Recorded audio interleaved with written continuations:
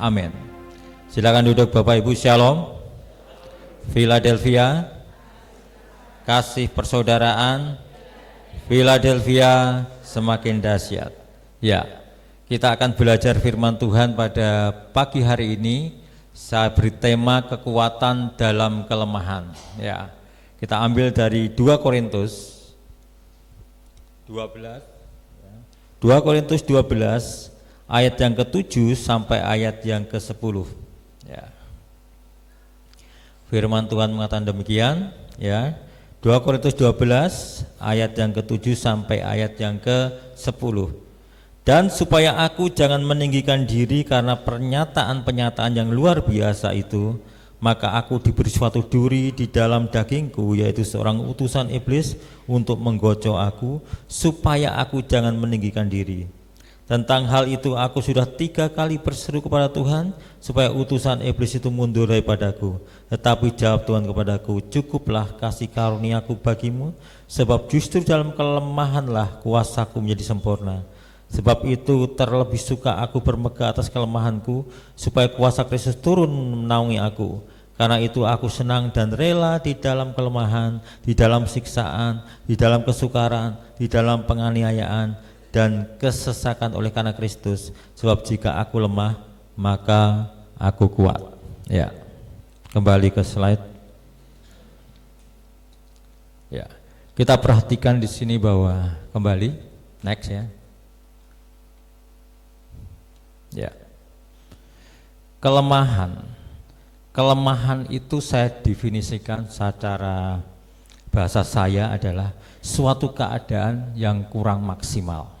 Ya, jadi kelemahan itu merupakan suatu keadaan yang kurang maksimal, di mana setiap orang itu pasti akan mengalami satu kelemahan itu sendiri. Ya, pasti. Ya, dan kelemahan itu disebabkan 2 hal, yaitu penderitaan fisik maupun penderitaan non fisik. Penderitaan fisik itu contohnya sakit penyakit, siksaan dan lain-lain, ya. Dan penderitaan non fisik itu tekanan atau merasa terancam. Ini yang terjadi pada setiap manusia. Ya, ini yang terjadi pada setiap manusia, bahwa manusia itu pasti memiliki satu kelemahan. Kalau kita membaca dalam konteks ini, Bapak Ibu, Paulus ini memiliki satu kelemahan, kondisi fisiknya dan juga tekanan-tekanan hidup dalam pelayanan. Dua-duanya Paulus mengalami hal ini. Kalau kita memperhatikan fisik dari Paulus, ya, Paulus itu orangnya pendek, ya, botak, matanya rebesen, itu Paulus. Itu Paulus. Kakinya agak pincang. Kondisinya seperti itu. Coba. Kondisi fisiknya seperti itu. Kita melihat. Kalau orang seperti itu bagaimana? Anda bayangkan. Ada orang pendek di sini, botak, matanya rebesen, pincang. Mungkin kita akan memandang dengan sebelah mata, betul? Mungkin kita akan memandang dari sebelah mata. Itu adalah kondisi fisik Paulus. Belum lagi banyak hamba-hamba Tuhan atau teologi yang menafsirkan bahwa duri dalam daging yang ada dalam Paulus adalah penyakit yang tidak tersembuhkan. Paulus itu kondisinya sangat-sangat lemah. Sangat-sangat lemah.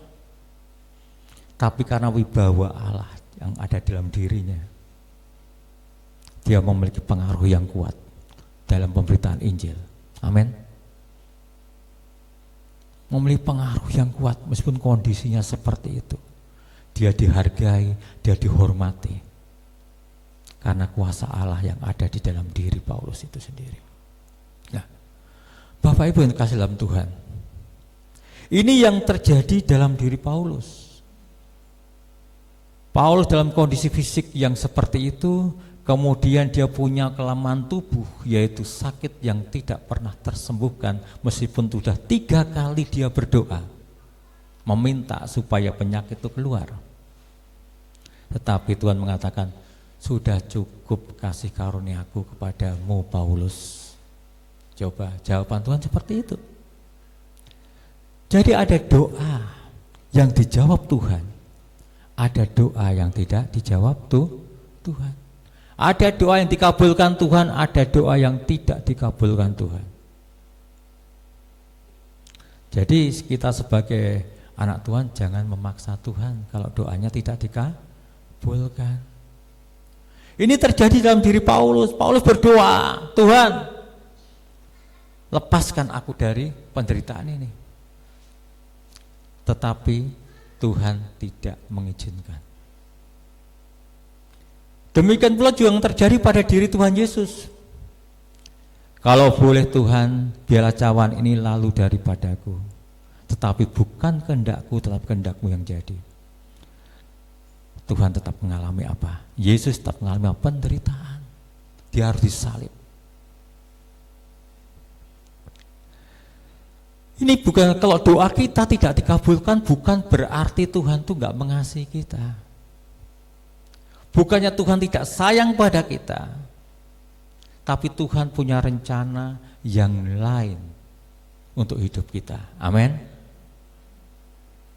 Jadi banyak orang Kristen protes karena pada masa dulu itu banyak pengajaran yang terjadi seperti ini. Ikut Tuhan bebas masalah. Ikut Tuhan masalahnya beres.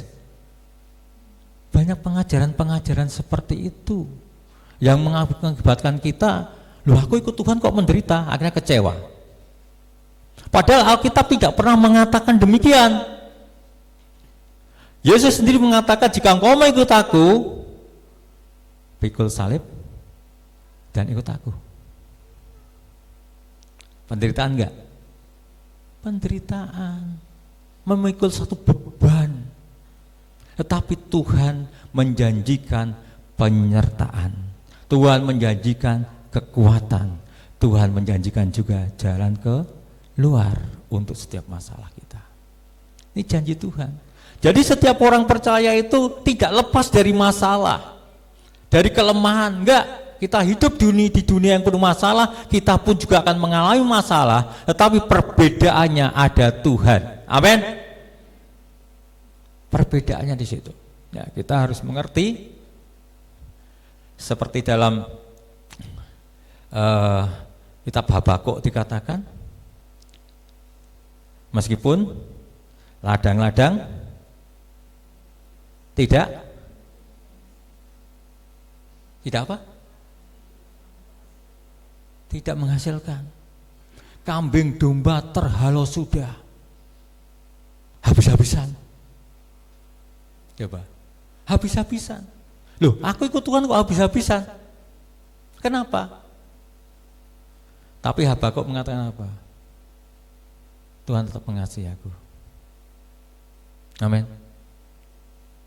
Aku tetap mengasihi Tuhan. Inilah orang percaya yang sesungguhnya itu seperti itu. Tidak hanya menerima yang baik-baik saja dari Tuhan, tetapi jika Tuhan izinkan hal-hal yang tidak baik itu datang, kita harus tetap bersyukur. Seperti kata Ayub. Amin. Itulah orang Kristen yang sebenarnya itu seperti itu, Bapak Ibu. Kita hidup bersama Tuhan, kita berjalan dengan Tuhan dalam masalah, tetapi hatinya damai, hatinya tetap ada kekuatan. Itu yang Tuhan inginkan di dalam kehidupan kita. Ya, yuk kita lihat maksud Tuhan dari ayat yang ke-7 tadi, supaya tidak meninggikan diri. Dengan adanya kelemahan di dalam diri kita, supaya kita itu sadar bahwa aku itu kemampuanku terbatas. Aku butuh Tuhan. Jadi kita tidak meninggikan diri kita. Kita tidak menyombongkan diri kita bahwa kita kuat dan kuat. Maka Tuhan kadang-kadang izinkan perkara-perkara itu ada di dalam diri kita, supaya kita tetap rendah hati. Amin. Supaya kita tetap rendah hati. Lanjutkan. Bagaimana kelemahan itu menjadi kekuatan? Kita akan belajar dari Paulus, hamba Tuhan yang luar biasa ini. Bagaimana penderitaan itu, kelemahan itu menjadi sebuah satu kekuatan. Ayat yang ke-10 kita baca.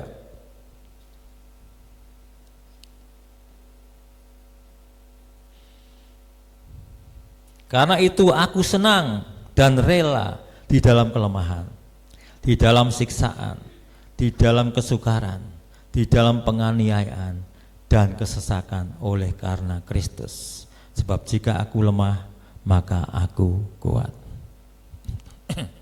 Kalau dipikir-pikir Paulus itu orang gila. Dia senang dan rela hidup dalam kesukaran, kelemahan, melakukan siksaan, wong edan ra. Seneng aku wong ngono. Tapi harus ada kata-katanya.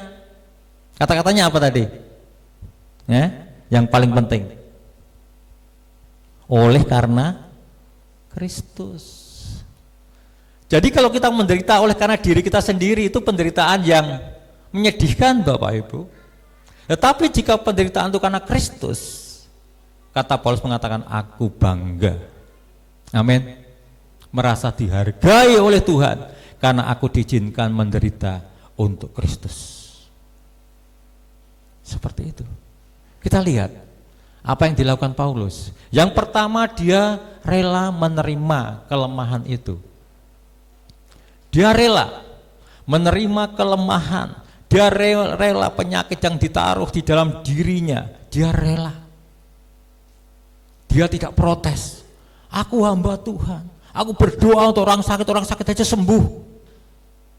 Aku melupakkan tangan pada orang mati bangkit. Kenapa aku berdoa nggak sembuh-sembuh?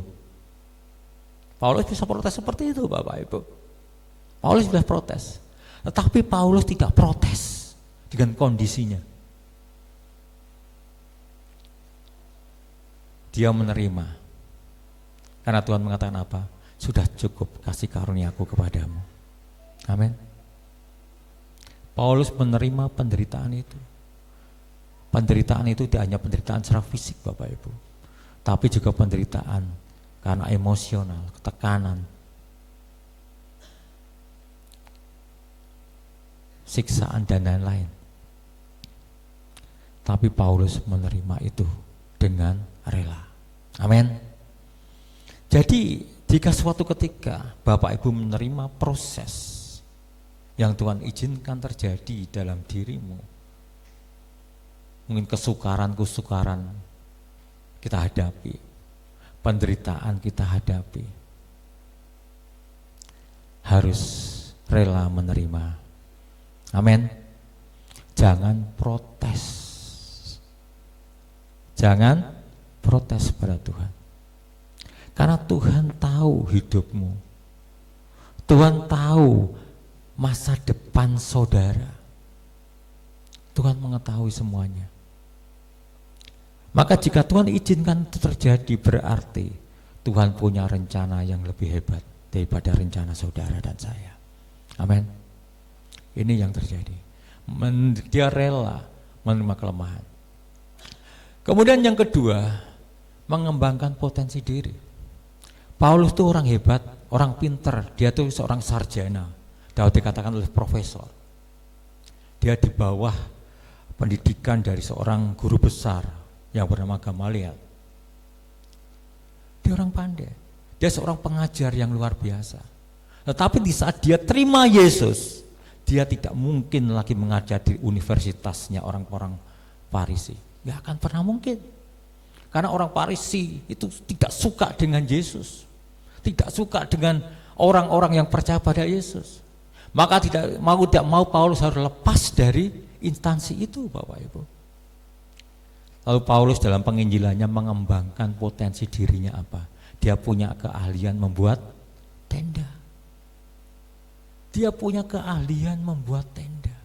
Seharusnya dia seorang pengajar yang hebat di sebuah universitas. tetapi dia lepaskan karena Kristus. Lalu alternatifnya untuk aku hidup itu apa? Itu satu kelemahan. Mengembangkan potensi diri yang ada dalam diri kita. Apa potensimu? Oh, aku bisa membuat tenda. Maka Paulus membuat tenda untuk menghidupi pelayanan misinya di bangsa-bangsa. Ini Paulus. Jadi kita kok mengalami satu kelemahan-kelemahan dalam diri kita, ada alternatif lain, yaitu potensi yang ada dalam dirimu itu apa? Potensi yang ada dalam dirimu itu apa? Kembangkan. Amin. Kembangkan itu. Saya juga pernah, Bapak Ibu, mengatasi kelemahan-kelemahan dalam diri saya. Bagaimana saya bisa menghidupi keluarga saya? Bagaimana saya bisa memenuhi kebutuhan saya? Saya belajar buat mie ayam, saya belajar buat bakso, Bapak Ibu. Ada potensi. Kenapa saya belajar buat bakso? Karena di Kalimantan dulu saya diizinkan Tuhan untuk jadi jualan bakso. Jadi saya mengerti caranya. Ada potensi-potensi yang bisa dikembangkan untuk mengatasi persoalan-persoalan kelemahan itu. Sebagaimana Paulus tidak bisa mengajar di universitas, tapi aku bisa membuat tenda untuk menghidupi keluargaku.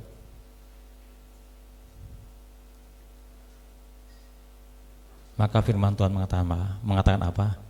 Kok kita bisa memanfaatkan potensi kita, tidak akan ada kekurangan di dalam hidupmu. Amin.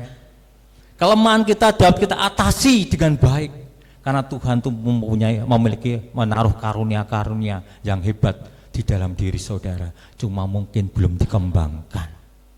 Itu aja. Nggak usah Ibu Catem. Nggak usah kerja lagi di Purwokerto, nggak apa-apa. Dia punya potensi apa? Buat rujak. Ada potensi yang dikembangkan, betul Bu Yatom? Ada. Dia nggak bisa kerja lagi di Purwokerto karena bolak-balik mungkin capek, mungkin nggak pernah bisa nengok rumah, sebulan sekali nengok rumahnya kotor. Tapi dia punya potensi lain yang bisa dikembangkan, yaitu buat rujak. Ada kehidupan. Amin. Ini untuk mengatasi kelemahan kita, salah satu caranya seperti itu Bapak Ibu. Kemudian melawan kelemahan itu dengan iman atau perkataan profetik. Ya, perkataan profetik. Aku lemah, aku kuat. Amin. Aku tidak berdaya, aku mampu. Perkataan iman itu harus diucapkan terus-menerus. Aku sakit, aku sembuh. Aku tidak punya pengharapan, aku punya pengharapan yang besar. Aku tidak punya masa depan, aku punya masa depan yang hebat. Perkataan-perkataan profetik seperti itu harus kita ucapkan. Karena apa? Ini salah satu cara untuk mengaktifkan iman kita. Percaya dalam hati dan diucapkan dalam mulut. Amin. Ini adalah cara mengaktifkan iman kita, dan jika kita percaya, kita bisa. Seperti Paulus, dia mengaktifkan imannya, dia mempercayakan diri pada Tuhan. Meskipun dalam kelemahan, dia katakan, aku bisa, aku bisa, aku bisa. Dan yang itu terbukti, Bapak Ibu, terbukti bahwa pelayanan Paulus itu tidak hanya di lingkungan orang Israel, tapi bangsa-bangsa. Meskipun dalam kondisi fisik seperti itu, dalam kelemahan dirinya, dia punya penyakit, dia punya semangat ilahi yang luar biasa. Aku bisa, aku kuat. Inilah profetik, perkataan profetik yang harus diucapkan setiap anak Tuhan. Dan inilah caranya memotivasi diri kita. Amin. Kalau kita tidak pernah memotivasi diri kita, jiwa kita, seperti pemazmur, Hei jiwaku pujilah Tuhan, hei jiwaku pujilah Tuhan, itu menyemangati diri Bapak Ibu. Maka di saat kita lemah, kita akan ada energi Tuhan yang mengalir dalam diri kita. Amin. Ada kekuatan Tuhan yang mengalir dalam diri kita yang untuk mewujudkan kemampuan, dan kita bisa melakukan perkara-perkara besar. Amin. Ini cara kita lawan kelemahan-kelemahan kita dengan iman. Jangan kelemahan-kelemahan itu mengalahkan hidupmu. Jika kelemahan-kelemahan itu mengalahkan hidupmu, hidupmu pasti akan terpuruk dan akan tambah terpuruk, tambah terpuruk.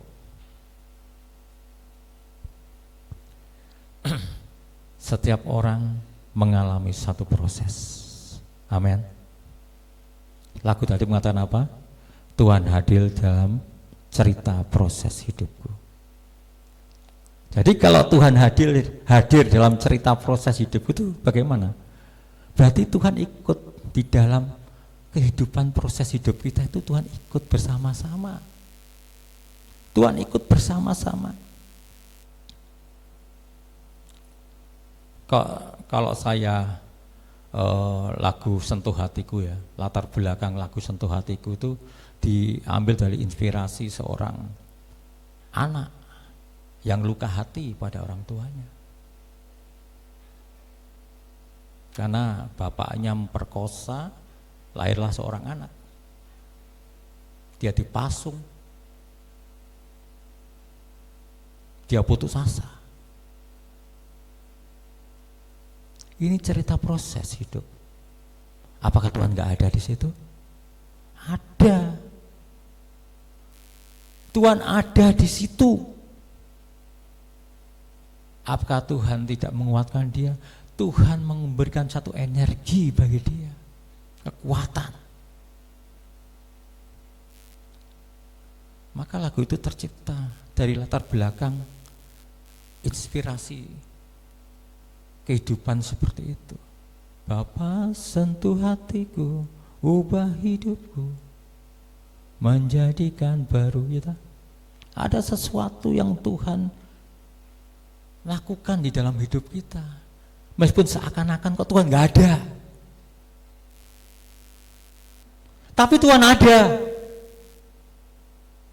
Kita yang mengatakan Tuhan nggak ada, karena persoalan kita yang menguasai kita, maka kita mengatakan Tuhan nggak ada. Padahal Tuhan ada. Tuhan selalu ada bersama kita. Cuma kita nggak pernah ngomong, karena kita apa? Dikuasai oleh masalah. Kita merenungi masalah itu, kita hidup dalam masalah itu. Ya akhirnya kita mengatakan Tuhan nggak ada. Padahal Tuhan ada. Maka cerita sama Tuhan. Jika punya satu kelemahan dalam diri kita, persoalan-persoalan yang dalam diri kita, cerita sama Tuhan. Dia mendengar. Dia mendengar. Dia akan lakukan sesuatu yang besar dalam hidupmu. Amin. Dia akan lakukan sesuatu yang besar dalam hidup saudara dan saya. Lawan kelemahanmu. Amin. Dengan imanmu yang besar. Jangan kau dikuasai oleh masalahmu, tapi engkau harus menguasai masalah dengan imanmu yang besar. Amin. Paulus bisa mengatasi itu dengan semangatnya yang luar biasa. Dia bisa menguasai setiap persoalan-persoalan hidupnya dengan iman. Amin. Kemudian yang keempat, tetap melayani Tuhan. Nah, di sini persoalannya. Kadang-kadang kita ini sebagai orang percaya, jika aku lemah, aku nggak mampu, nggak mau melayani Tuhan. Padahal itu sumber kekuatan. Amin. Itu sumber kekuatan kita. Kok kita melayani Tuhan, melayani yang maha kuasa, melayani yang punya hidup, apakah Tuhan nggak memperhatikan hidup kita? Logikanya seperti itu. Betul? Orang dunia aja memperhatikan pembantunya kok. Pekerjanya, karyawannya aja diperhatikan. Jika kita melayani dengan baik, bekerja dengan baik, bahkan dipromosikan, apalagi Tuhan. Jadi kadang-kadang aku puyeng baik, aku ora melayani Tuhan lah, puyeng baik. Salah Bapak Ibu. Sama artinya kita menolak kepercayaan Tuhan dalam hidup saudara. Eman-eman sekali. Jangan tolak kepercayaan itu. Bangkit kembali, layani Tuhan meskipun kau masih punya persoalan-persoalan. Amin. Meskipun kau masih punya kelemahan-kelemahan di dalam hidupmu, tetap layani Tuhan. Jangan menyerah. Kepercayaan itu mahal. Ingat baik-baik, ke orang luar negeri, satu kali kita tolak, dia tidak akan mau pakai lagi. Satu contoh, saya dengan orang Australia pada waktu itu bangun satu satu bak air di STT saya di Tawangmangu, buang besar sekali itu kan. Lalu pada waktu istirahat dia menawarkan saya Coca-Cola. Tawarkan, Heri, mau Coca-Cola? Oh tidak. Sudah, dia nggak mau nawarin lagi. Dia minum sendiri, glok gitu. Padahal aku pengen. Orang Jawa sukanya kayak gitu. Gitu, pekeu padahal pengen gitu loh. Padahal pengen, tapi riko pekeu. Hanya orang luar negeri nggak mengenal itu. Sekali menawarkan, nggak mau. Udah, minum glok. Waduh, biasanya aku pengen, orang nawar 2 kali ya, buat 3 kali gitu loh. Nah, orang Jawa kan biasa gitu. Ayolah gitu kan. Jangan harap jika Bapak Ibu dengan orang-orang Eropa, jangan harap seperti itu. 1 kali penawaran ditolak, enggak lagi nawarin. Tuhan masih memberikan kesempatan, tidak seperti orang Eropa. Kembali melayani. Oh enggak lah Tuhan, aku masih punya kelemahan, masih bermasalah. Tuhan tawarkan lagi. Itu Tuhan. Jadi Tuhan itu seperti orang Jawa. Amin. Tuhan itu seperti orang Jawa. Karena Tuhan itu tidak menyerah. Berjuang untuk saudara, supaya saudara itu bangkit kembali. Tuhan itu tidak pernah menyerah. Berjuang untuk saudara, supaya saudara kembali pada Tuhan. Amin. Ini Tuhan. Bahkan dia rela menyerahkan hidupnya untuk saudara, supaya saudara bangkit, saudara dipulihkan, saudara diberi kekuatan baru, saudara memiliki pengharapan yang besar dalam Tuhan. Itu Tuhan kita. Mari itu bangkit melayani Tuhan. Amin. Kok dikasih kepercayaan Tuhan? Oke, siap ya. Itulah yang Tuhan mau dalam hidup kita.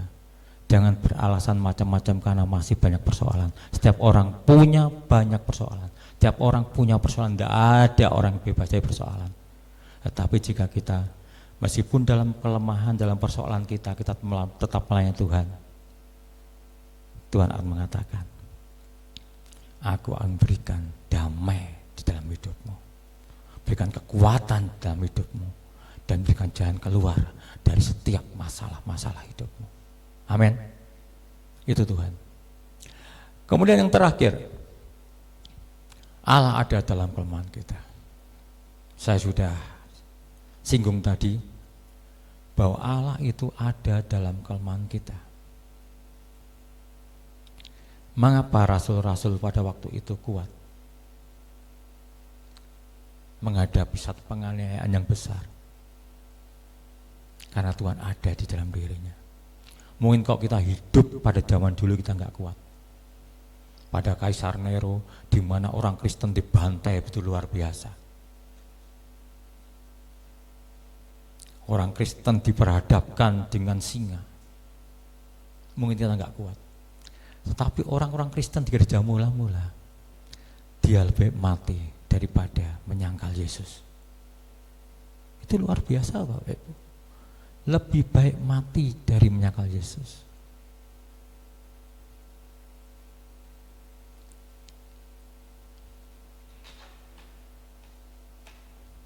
Ini adalah semangat orang-orang Kristen pada waktu itu. Dan ini pun juga harus dimiliki oleh orang-orang percaya pada masa kini. Amin. Tantangannya enggak seberat itu Bapak Ibu. Mungkin tantangan kita hanya satu, tekanan. Tekanan ekonomi, tekanan apalagi dari orang lain, tekanan batin, tekanan-tekanan kayak gitu. Paling hanya itu Bapak Ibu. Tekanan fisik untuk di Indonesia ini enggak, karena Indonesia ini lebih damai daripada negara-negara lain, lebih damai. Yang patut banggalah kita hidup di Indonesia Bapak Ibu. Kita memiliki satu kebebasan untuk menyampaikan kasih Tuhan pada mereka. Nah, disinilah Allah itu selalu ada dalam kelemahan kita. Jangan merasa sendiri. Allah ada.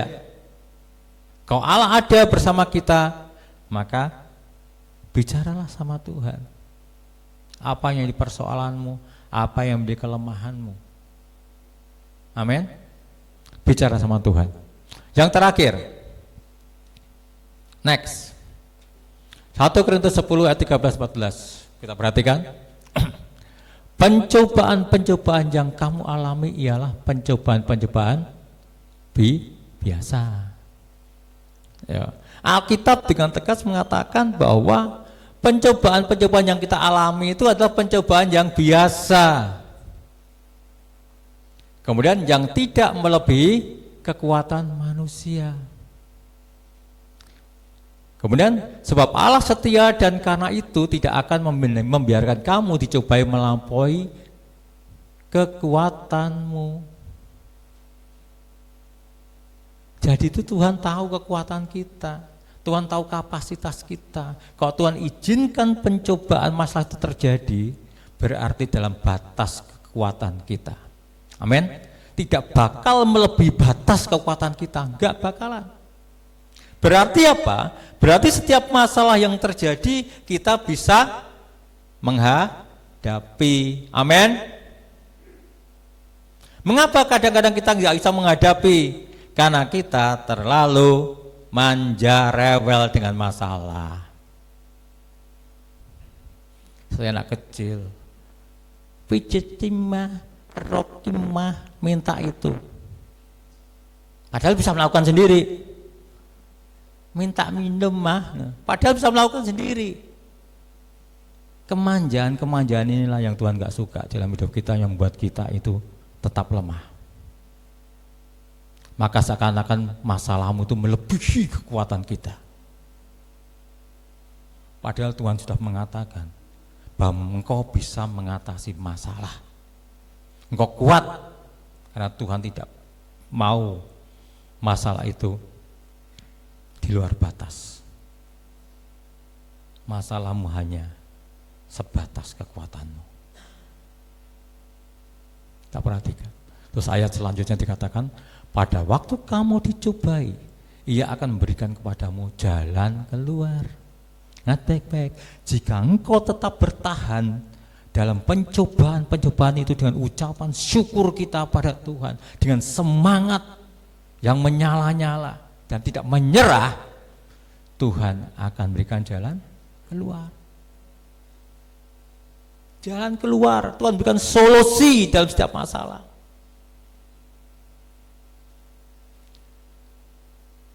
Sehingga kamu dapat menanggungnya. Kita dapat menanggungnya. Jadi kita bisa menguasai masalah itu. Ada kekuatan baru dari Tuhan. ada damai sejahtera di tengah-tengah masalah, dan kita dapat menyelesaikan masalah itu bersama Tuhan. Amin. Ini cara kita untuk mengatasi kelemahan-kelemahan kita, Bapak Ibu. Cara yang diajarkan oleh firman Tuhan, supaya kita menjadi orang Kristen, menjadi orang percaya yang kuat. Amin. Tidak cengeng, tapi memiliki mentalitas kerajaan, mentalitas anak raja. Ini yang Tuhan mau dalam hidup kita. Kalau kita memiliki mentalitas anak raja, berarti kita punya wibawa. Amin. Wibawa untuk memerintah, wibawa untuk mengatur, wibawa untuk memimpin. Ini kalau orang punya mentalitas anak raja di lingkungan kita, secara contoh kecilnya, mungkin di lingkungan RT, engkau tidak menjadi RT, tapi engkau mempunyai wibawa melebihi RT. Engkau tidak menjadi lurah, tapi engkau memiliki wibawa melebihi lurah. Jadi wibawa yang hadir itu tidak harus duduk dalam satu jabatan. Enggak.